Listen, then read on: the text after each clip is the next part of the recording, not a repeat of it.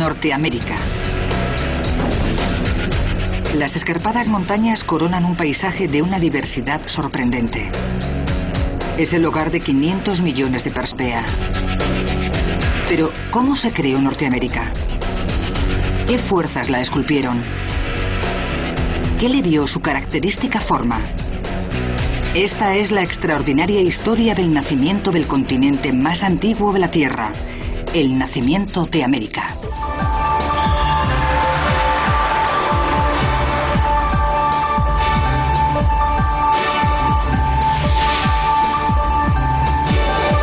Ciencia al desnudo, el nacimiento de América. La Tierra desde el espacio. Una perspectiva única. Nos ayuda a comprender las fuerzas que moldean nuestro planeta. La Tierra tiene 7 continentes. Y esta es la historia de uno de ellos. Norteamérica abarca el 16% de la masa continental de la Tierra. Más que Europa y Oriente Próximo juntos. En ella está el Parque Nacional de Yellowstone, el Gran Cañón, el Monte St. Helens y el mayor grupo de lagos de agua dulce del mundo, los Grandes Lagos. Además, en ella están las rocas más antiguas del mundo, que han permitido descubrir la dramática historia de nuestro planeta, incluyendo el nacimiento de América. Lo mejor de nuestro planeta es que con los ojos de alguien que sabe de rocas puedes ver un bloque rocoso y decir, eso no es una capa de rocas, en su día fue una marisma o una duna de arena. Para descifrar el pasado de Norteamérica, los geólogos deben descubrir su origen. En los territorios del noroeste de Canadá, a 350 kilómetros de la ciudad más próxima, esta formación rocosa cercana al río Acasta es el primer capítulo de la historia del continente.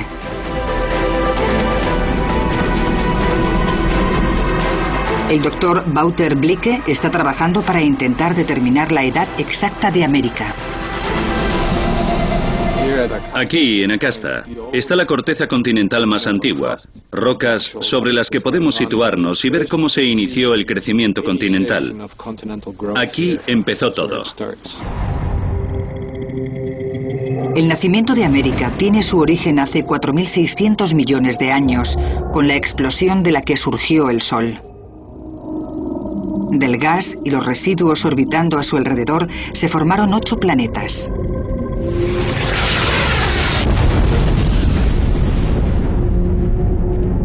Uno de esos planetas recién nacidos, a más de 6.600 grados, no parece más que una bola de lava. La Tierra era un infierno. Los elementos más pesados, como el níquel y el hierro, se hundieron hacia el centro, formando el núcleo terrestre. Los más ligeros, como el oxígeno y el silicio, subieron a la superficie formando océanos de piedras fundidas. Lentamente, la Tierra fue enfriándose. La lava solidificada formó placas de corteza, que al ir creciendo se hacía pesada y se hundía. Bajo la superficie, vuelve a fundirse, y los elementos más ligeros emergen de nuevo, formando riolita.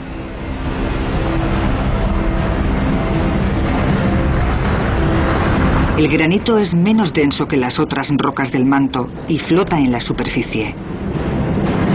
Al solidificarse, forma islas de tierra. Hay que imaginarlo como la espuma de la sopa.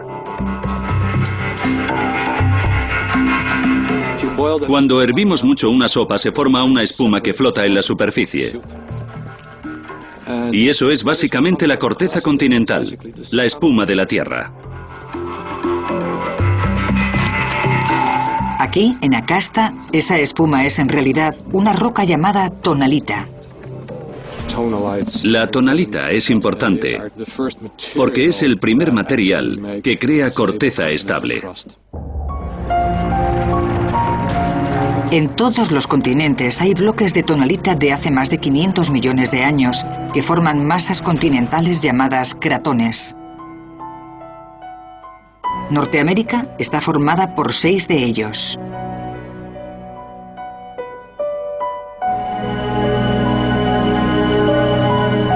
Para que los investigadores puedan concretar el nacimiento de América, deben encontrar el cratón más antiguo. Y para ello, deben datar tonalita por todo el continente.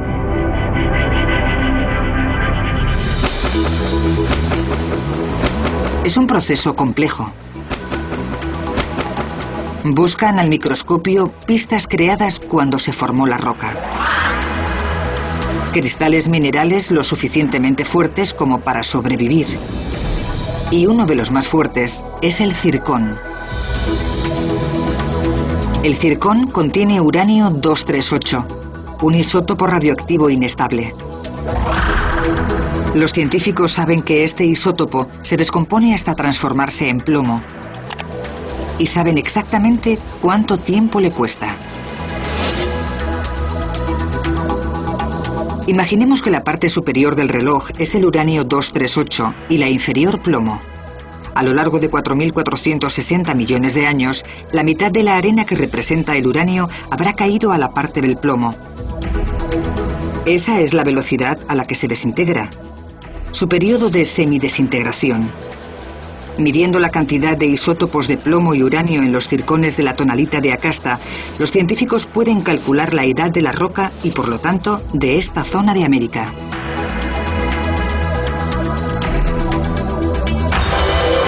La tonalita que se encontró en el río Acasta, en el noroeste de Canadá, tiene 4.030 millones de años. Esta es la roca más antigua del continente norteamericano. La hemos encontrado en Acasta, en el centro del cratón Slave. Estas tonalitas preceden a la mayoría de las otras rocas por millones de años. Son las más antiguas jamás descubiertas. El cratón Slave, en Norteamérica, contiene la masa terrestre más antigua del planeta. El siguiente paso es tratar de perfilar el aspecto de Norteamérica cuando se gestó. El profesor Ron Blackie es un experto en cartografía continental en la Universidad de Arizona. Cuando se formaron los primeros continentes, hace 4.000 años, estaban repartidos sobre la Tierra. Pero solo podemos especular sobre qué posición ocupaban. Así es nuestro planeta hoy en día. 7 continentes rodeados de agua. Pero si quitamos los océanos, vemos que una capa cubre la superficie terrestre. La más antigua y gruesa es la que forma los continentes, que suponen un 40% de la superficie. El resto queda bajo el agua. Es la corteza oceánica. La corteza oceánica forma una fina cubierta sobre el manto terrestre, una capa de 3.000 kilómetros de roca fundida. Magma. El calor que emana el centro de la Tierra crea corrientes de convección en el manto. Se cree que es este fenómeno el que hace que la corteza se divida en placas tectónicas. En algunos puntos, el magma del manto escapa por los huecos entre las placas. A medida que surge y se solidifica, va formando nueva corteza y empujando las placas. En otros lugares, el manto hunde la corteza, consumiéndola. Como resultado, la corteza terrestre está en constante movimiento, viajando unos 50 kilómetros cada millón de años. El profesor de la Universidad de Ohio, Damien Nance, es un experto en tectónica de placas. Imaginemos una cinta transportadora. Los continentes van en las cintas transportadoras, como las maletas en los aeropuertos. Desde hace 4.000 millones de años, el hirviente interior de la Tierra y el enfriamiento de su superficie han movido estos pedazos de corteza. Los cratones chocan y forman continentes, algunos de los cuales se unen en supercontinentes. Valvará, Rodinia, Laurasia y Gondwana. 3.500 millones de años después de la formación de la corteza más antigua que sobrevive, Gondwana se desplaza hacia el norte desde el polo sur, desplazándose. Con el tiempo, los fragmentos se unirán con otros, formando una masa de un tamaño increíble. De aquí acabará naciendo Norteamérica.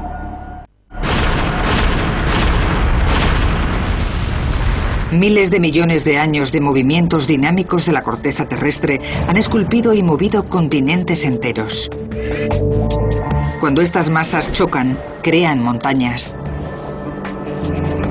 Estos son los Apalaches, la cordillera más antigua que existe en el continente. Hoy en día miden casi 4.000 kilómetros y van desde Terranova hasta Alabama. Pero cuando surgieron hace 270 millones de años, Norteamérica no existía aún. Estas montañas coronaban un supercontinente llamado Pangea.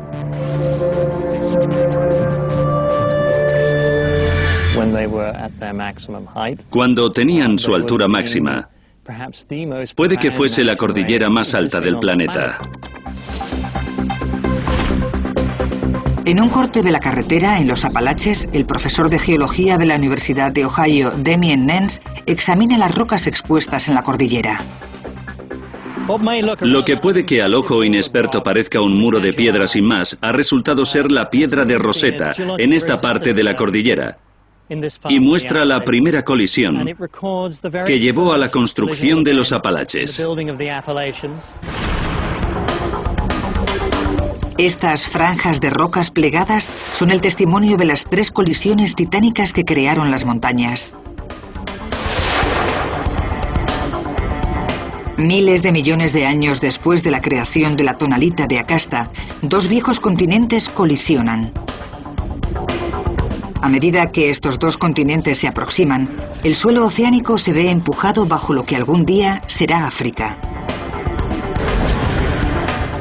Gradualmente se reduce el océano y secciones enormes de suelo oceánico se ven presionadas contra el continente, creando valles y riscos. El continente prosigue su inexorable viaje, comprimiendo entre ambos las posibles islas que hubiese. Los residuos se acumulan, ahora en tierra firme. La colisión continental los empuja hacia arriba, aumentando la altura de los Apalaches.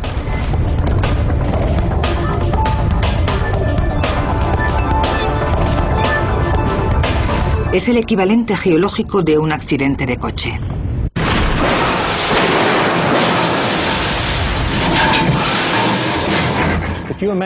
Si nos imaginamos un choque entre un camión y un coche pequeño, lo primero que ocurre es que colisionan los frontales de los vehículos. Podemos considerar eso como un episodio de colisión en los Apalaches. Lo siguiente que ocurre es que el camión alcanza la luna delantera. Y eso sería el siguiente episodio. Y finalmente, el coche acaba por desaparecer bajo el camión. Y eso, si me permite, es la colisión culminante, la que produjo los Apalaches y cerró la historia.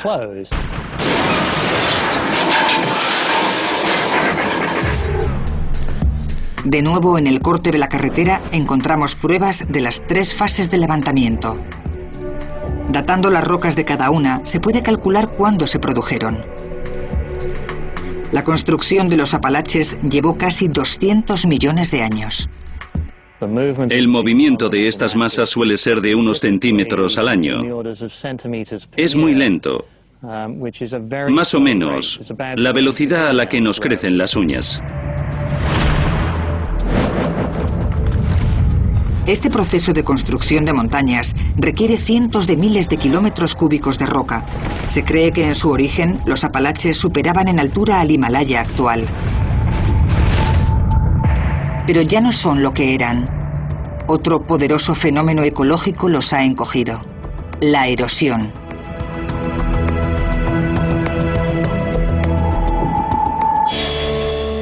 Los poderosos Apalaches se vieron afectados por un fuerte enemigo: el agua. Cuando el agua se congela, su volumen aumenta hasta un 8%. Aquí, una botella de agua se congela enseguida. El hielo se expande y la botella se rompe. Lo mismo les ocurre a las rocas. El agua que se congela en sus grietas las rompe. Cuando la temperatura sube, el hielo se derrite y se lleva los residuos. El viento y la lluvia se suman al proceso y con el paso del tiempo terminan transformando el paisaje. La erosión puede causar unos daños increíbles a las montañas, y esto lo vemos en los Apalaches.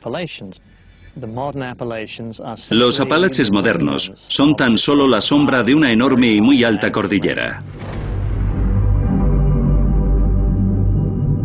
Hoy en día las montañas erosionadas de Pangea están en Norteamérica. ¿Cómo terminaron aquí? Es el siguiente capítulo en la historia del continente. Los continentes atrapan el calor. Actúan como un libro sobre una manta eléctrica. Si lo dejas ahí, se calienta. El libro actúa como aislante, manteniendo el calor bajo él. Los continentes hacen lo mismo con el calor que se genera en el interior de la Tierra. Así que si sitúas una gran masa como Pangea, el calor se acumula debajo. Pangea es grande, casi tanto como todos nuestros continentes juntos. La temperatura va aumentando bajo el continente y lo calienta. A medida que las rocas absorben calor, se arquean. Y al llegar al punto más débil, se parten, incluyendo las de los Apalaches. Es un proceso por el que se crean rifts. Pangea, al fracturarse, crea valles largos y estrechos. Depresiones que se llenarán de los sedimentos procedentes de las elevadas zonas vecinas. Una de estas zonas es la cuenca sedimentaria de Pensilvania, Nueva York y Nueva Jersey. El sedimento ya solidificado se ha extraído. Ahora lo vemos en las calles de Nueva York, en todas las piedras rojizas.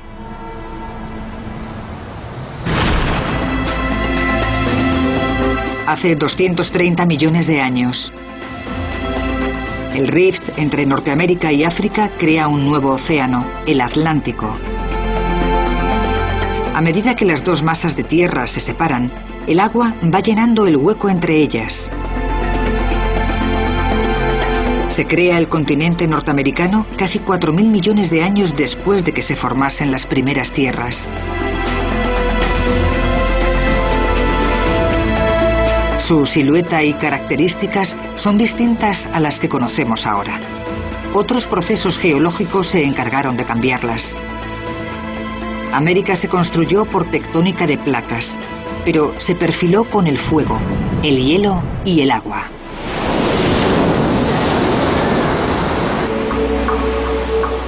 Millones de años después de la fragmentación de Pangea, un mar poco profundo cruza el interior del continente norteamericano.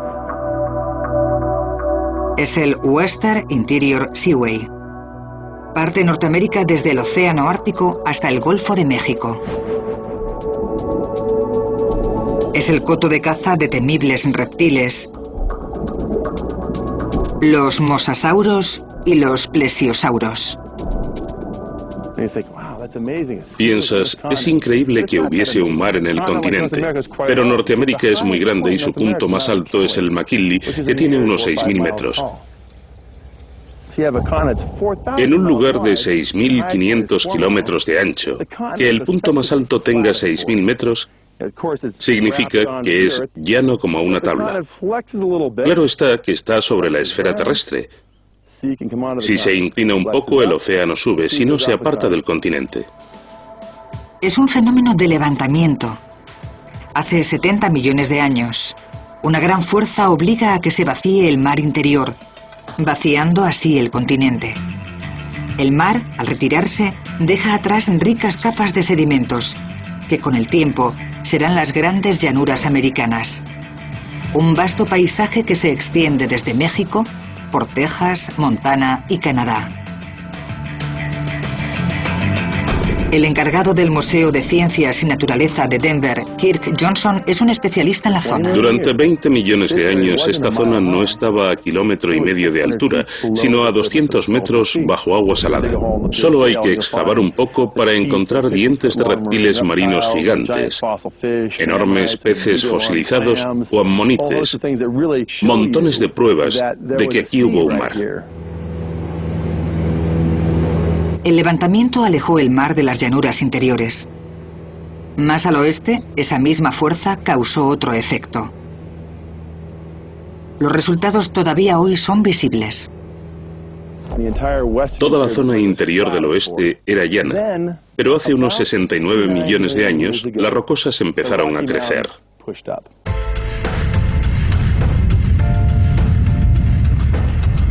La mayoría de las cordilleras nacen en los bordes de placas convergentes.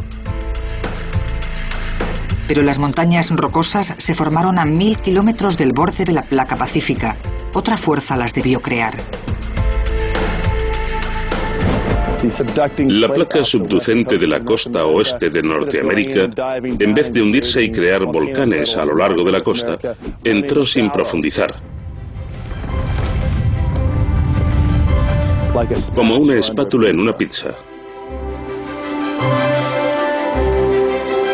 Las grietas en la corteza permiten que el magma escape del manto, suba a la superficie y forme volcanes. Existen 262 zonas volcánicas en Norteamérica. La mayoría han tenido poco impacto en la superficie, pero hay una excepción. Un supervolcán.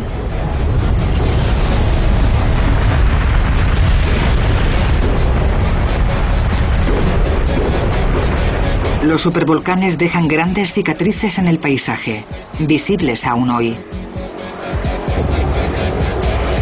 Esta es una imagen de satélite de la llanura del río Snake. Mide 650 kilómetros. Es una gran depresión que ocupa un cuarto del estado de Idaho.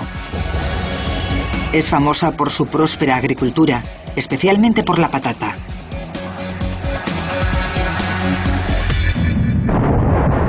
Esta tierra contiene un informe del movimiento de la placa norteamericana sobre un punto caliente en el manto de la Tierra. Este punto caliente causa que en la superficie se sufra una intensa actividad volcánica durante largos periodos de tiempo. Bajo la superficie, una pluma de magma especialmente caliente sube. A medida que Norteamérica se desplaza sobre este punto, va quedando marcada en la superficie cada erupción. Ahora el punto caliente está bajo el parque de Yellowstone. Llegará el día en que los límites del parque superen el punto, pero de momento, Yellowstone es el mayor sistema volcánico en Norteamérica. Hen Hessler es el geólogo del Parque Nacional de Yellowstone. Es casi imposible imaginar cómo fueron las erupciones catastróficas. Ningún humano ha sido testigo.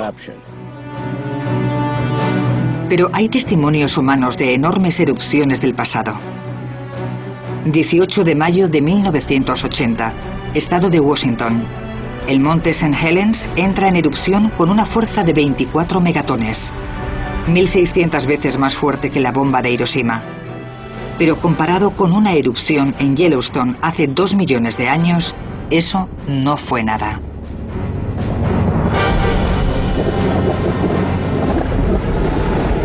Ahora, la caldera de la última erupción del supervolcán es el corazón del parque de Yellowstone.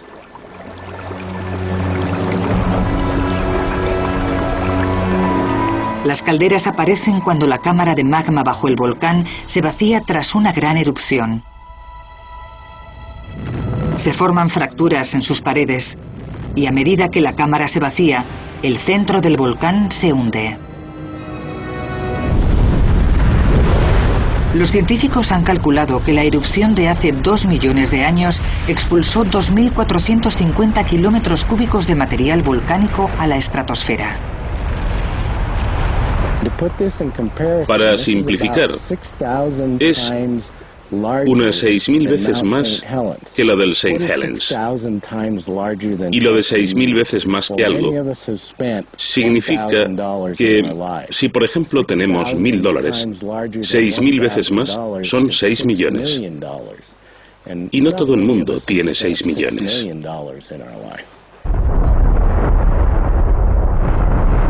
Un supervolcán libera millones de toneladas de gases sulfurosos y partículas de ceniza en la atmósfera. Estos restos volcánicos reflejan los rayos del sol, disminuyendo la cantidad de luz que llega a la Tierra, creando lo que a veces se conoce como invierno volcánico.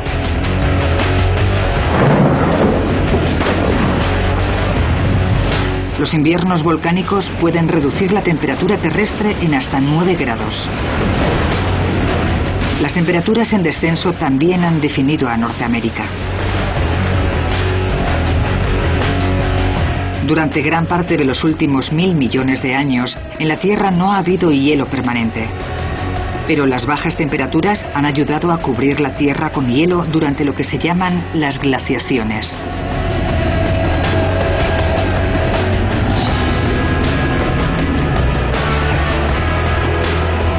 $200.000 años después de la erupción en Yellowstone, la Tierra entra en una glaciación.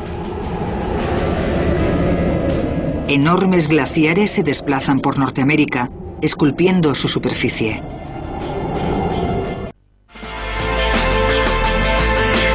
El profesor de geología en la Universidad de Hofstra, Charles Mergerian, es un experto en glaciaciones. Esas rocas actúan como herramientas, cincelando huecos y surcos por la superficie. Es como pasar constantemente un rallador sobre el queso. Las piedras que arrastra el glaciar crean surcos sobre el continente una y otra vez. Es como un pulido final de la Tierra, y la ubicación de los ríos, barrancos y valles se debe a la glaciación.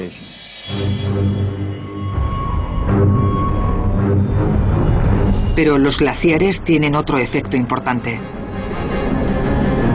En el punto álgido de la última glaciación, había tanto hielo sobre la Tierra que el nivel del mar bajó 150 metros, descubriendo grandes franjas de tierra. Hoy en día, del paseo marítimo de Nueva York a la costa se tardan minutos, pero durante la última glaciación hubiese costado días.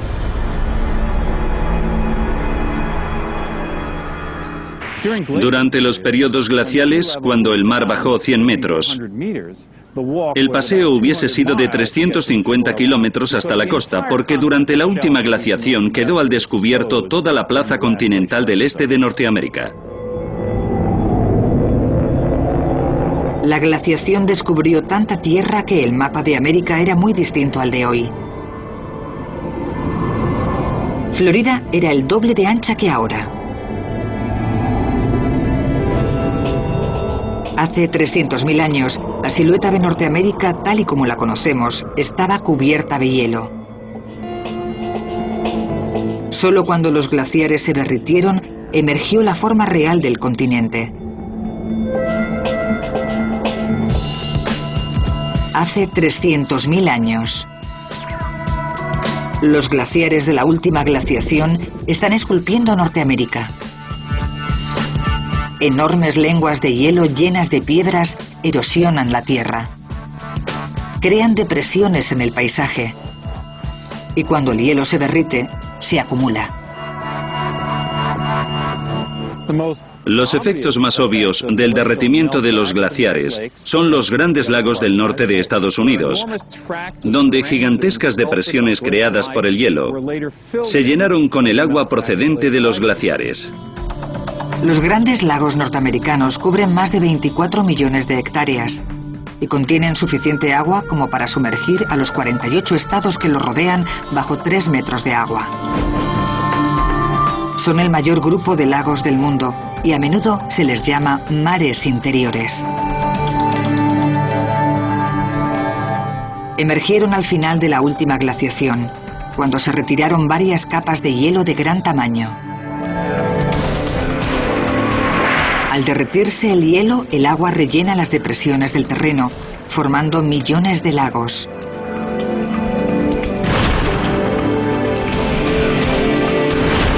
Este es el más peculiar, el Gran Lago Salado de Utah. Ahora es solo un remanente de uno mucho más grande. El lago Bonneville cubría 5 millones de hectáreas y el Gran Lago Salado ocupa su lecho.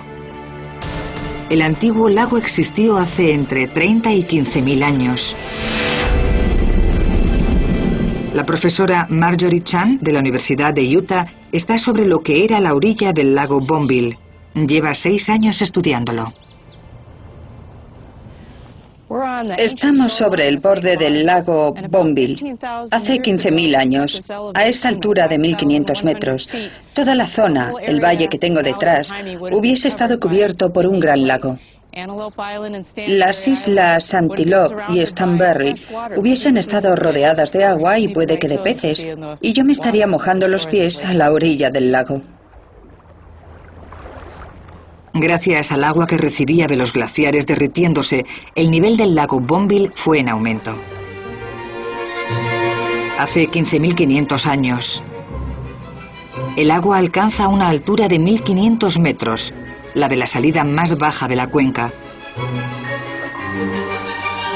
Por el paso Red Rock de Idaho, el lago empieza a salirse. El exceso de agua empieza a castigar la roca. El paso se debilita y acaba por caer, abriendo el lago y causando una riada catastrófica. 500.000 de metros cúbicos de agua salen del lago cada segundo. Unas 150 veces las cataratas del Niágara.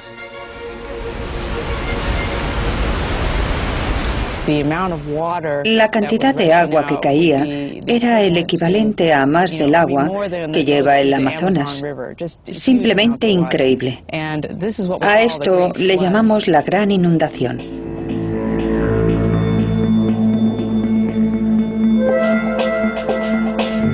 En un año, el nivel del lago había disminuido más de 100 metros, liberando 1.500 kilómetros cúbicos de agua en la llanura del río Snake.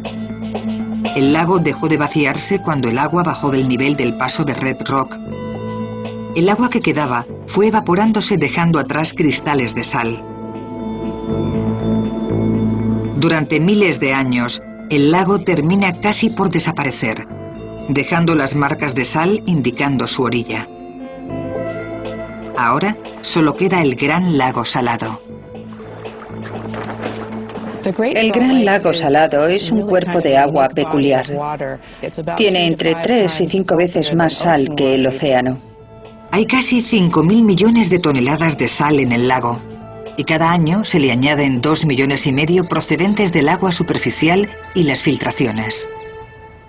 El Gran Lago Salado es distinto a los demás lagos. Aquí tenemos un vaso con agua. Vamos a usar un huevo para representar el cuerpo humano en una gran masa de agua. Cuando el huevo entra, se hunde. Pero en el Gran Lago Salado hay tan gran cantidad de sal concentrada por la evaporación que cuando metemos el huevo dentro, flota, tal y como lo haría una persona en el lago. Debido a esa inusual concentración de sal, es fácil flotar en el lago, especialmente en la zona norte, Gunnison Bay, más salada. Lo llaman el Mar Muerto de América, pero el Gran Lago Salado es de todo menos muerto. En él viven millones de aves acuáticas que se alimentan de los moluscos del lago.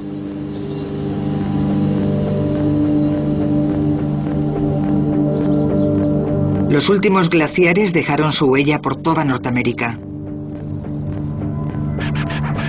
Hay pruebas en los lugares más insospechados. Nueva York, la famosa ciudad americana. La mayoría de nosotros la asociamos con rascacielos, no con glaciares. Pero el frío pasado neoyorquino ha definido su silueta. Hace 20.000 años, Manhattan y el Bronx estaban cubiertas de hielo. Si miramos a la gente haciendo deporte o almorzando, vemos muchas pruebas de movimiento glacial, incluso en Central Park. El doctor Charles Mergerian puede detectarlas con los ojos cerrados. Imaginemos una capa de hielo de aproximadamente 1,5 kilómetros de espesor. Pensemos en la masa de la base de esa capa, en la presión. Esa presión pulveriza la roca. Las formaciones rocosas en Central Park conservan las cicatrices. Estamos en el centro de un gran vacío de roca, la que se llevó el glaciar. Hace 20.000 años, Nueva York está bajo una capa de hielo de 1.500 metros de espesor. Es fácil imaginar cómo una capa de hielo de ese tamaño con enormes rocas incrustadas en la base podría dejar así el terreno a su paso. El ciclo abrasivo del avance y retirada de los glaciares afecta incluso al diseño de la ciudad. Parece mentira, pero incluso la silueta de Nueva York la determina la geología. Los rascacielos típicos de la ciudad deben construirse sobre roca sólida. Si miramos Manhattan, vemos que la altura de los edificios va desde los altos, pasando por otros menores y de nuevo rascacielos. ¿Por qué? Porque ahí hay un gran valle cavado por el hielo glacial y rellenado por sedimentos glaciales. Sobre sedimentos no se pueden construir rascacielos. Por eso, las alturas de los rascacielos también nos muestran cómo es Nueva York geológicamente. El periodo glacial en Norteamérica terminó hace 8.000 años. Ha marcado la costa del continente y dado los últimos retoques al paisaje. La glaciación ha marcado las ciudades y creado los grandes lagos, llanuras y montañas. El continente que hoy conocemos ya está aquí.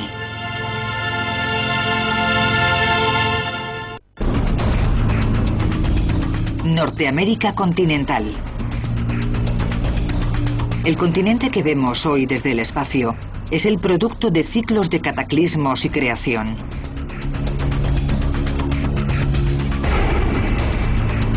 Durante millones de años, el aspecto de Norteamérica ha cambiado dramáticamente, igual que nuestros rasgos cambian con el tiempo.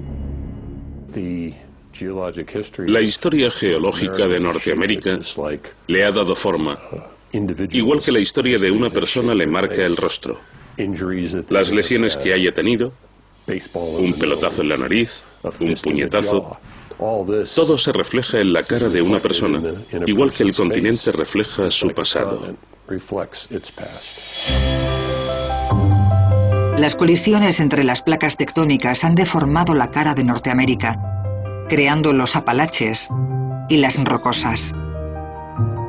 Sus valles y cañones son heridas abiertas, un testamento del gran poder erosivo del agua. Y los inmensos mares interiores, ya desaparecidos, dejaron el rico paisaje mineral de las grandes llanuras. El hielo dio los últimos retoques, exfoliando los rasgos del continente, rellenando depresiones, creando costas. Norteamérica, como todos los continentes, es el producto de la naturaleza dinámica de nuestro planeta. Una historia que sigue evolucionando. En el futuro los movimientos de placas partirán el continente, como han hecho una y otra vez en el pasado. Está ocurriendo ahora, bajo nuestros pies.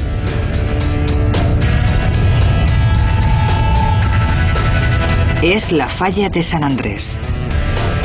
Recorre 1.300 kilómetros de California. Es la gran frontera entre la placa pacífica y la norteamericana. Estas dos placas se mueven en direcciones opuestas. La pacífica va al noroeste respecto a la norteamericana. California se separa 6 centímetros al año. A este ritmo, en 1 millón de años, California se separará de Norteamérica y será un estado insular, como Hawái. Pero eso no es todo. Si calculamos los movimientos previstos de las placas en los próximos millones de años, el planeta es irreconocible.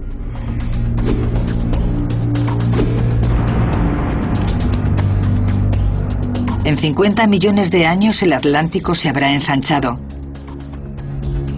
alejando Nueva York de África, moviendo el continente sobre el punto caliente de Yellowstone. Ahora el supervolcán estaría bajo Minnesota.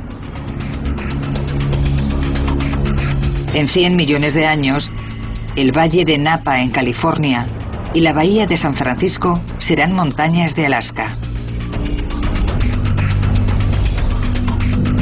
El Atlántico se seguirá ensanchando.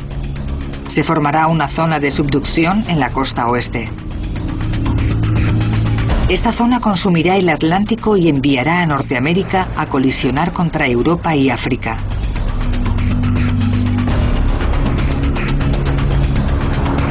En 200 millones de años, la costa este americana no existirá. Norteamérica y Europa se unen formando un nuevo supercontinente.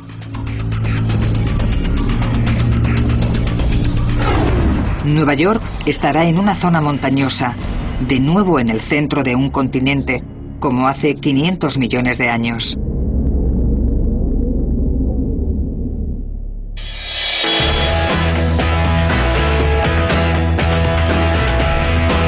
Puede que este sea el futuro de nuestro continente, pero a un plazo que no nos afecta.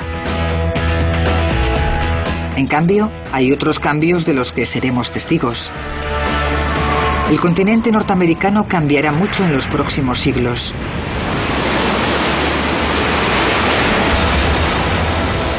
Florida estará bajo el agua.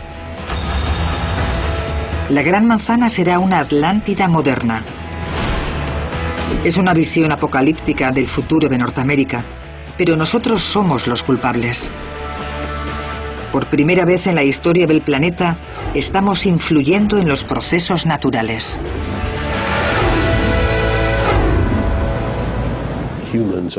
Los humanos somos agentes geológicos muy poderosos. Solo hay que ver las plantaciones extensivas, la expansión de las ciudades. Cambiamos mucho los paisajes.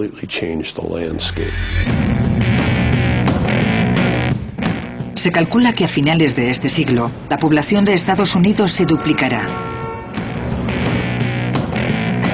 Para que quepamos todos, tendremos que construir nuevas ciudades. La industrialización, el uso de combustible fósil y nuestro amor incondicional por los coches han aumentado increíblemente los niveles de dióxido de carbono. El CO2 atrapa el calor en la atmósfera, aumentando el efecto invernadero. Los casquetes polares se están derritiendo y el nivel del mar empieza a subir. Jeremy Weiss es un experto en el calentamiento global en la Universidad de Arizona.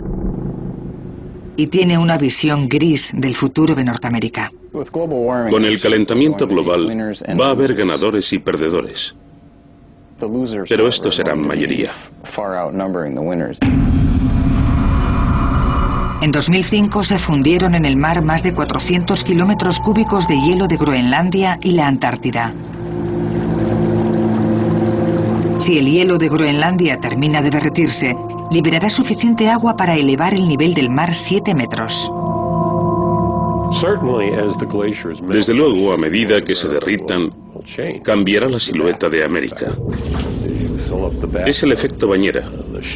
A medida que se va llenando, cambia la situación del agua. Así que a medida que suba el nivel del mar, irán destruyéndose prácticamente todas las ciudades costeras.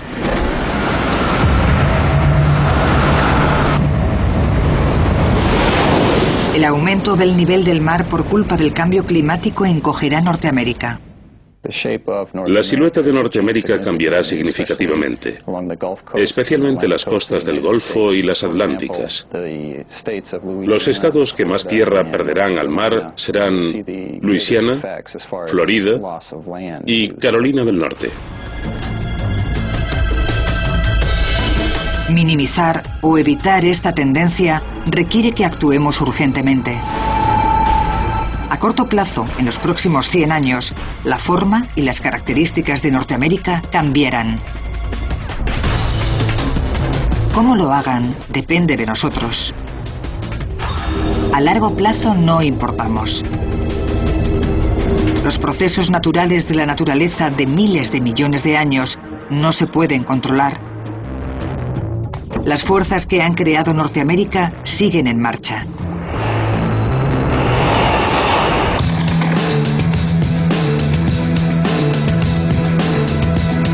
No seguiremos aquí para ver los resultados de sus cambios, pero puede que las generaciones futuras descubran pruebas de lo que ocurrió en nuestro tiempo, del mismo modo que nosotros hemos descubierto la historia de Norteamérica.